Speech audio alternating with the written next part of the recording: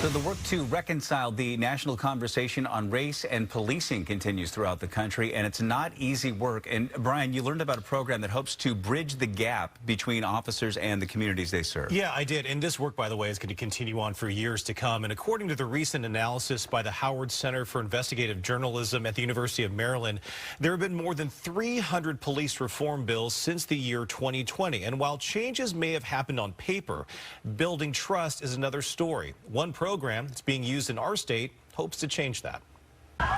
Being a police officer is a stressful job. And while the work to replenish department numbers continues, the work to build trust within the community continues as well. The diversity of the community we serve here is so immense. So we got the call, and of course we met and we said we want to do this. What Kent's police chief wanted to do was be a part of this program, a simple program to help others called Blue Bridge Alliance. I'm more than willing to help you out with our Blue Bridge program.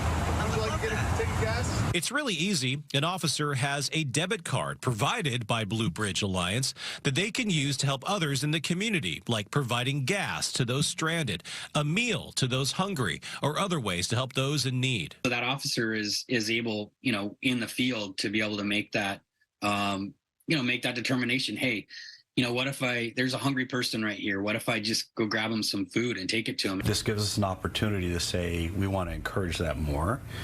Here's some private funding.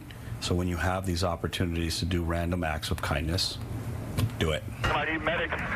Make it to 45th and University. I got an officer down. The nonprofit was started shortly after this tragic incident of a San Diego police officer who back in 2011, just moments before he was killed, was seen helping a young boy by buying a meal for him at a local McDonald's. It was the officer's kindness to the young boy that made national headlines. So it got me thinking about how, that simple random act of kindness, had a huge effect on that individual and that child. Brian Sprackland is co-founder of Blue Bridge Alliance. He says now more than ever, something like this is needed. We're, working with 6 different departments. We've got 2 others that would like to onboard within our pilot. Those being Kent Police, Kirkland, Moses Lake, Pullman, Suquamish Tribal Police, and Wenatchee Valley so far.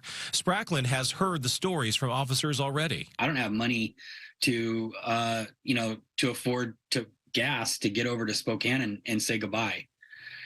And the officer was able to get his Blue Bridge card out and fill the guy's tank up with gas. And for those part of the program, they're seeing results too. The way I look at this program is it kind of helps formalize the things that law enforcement officers have been doing for years.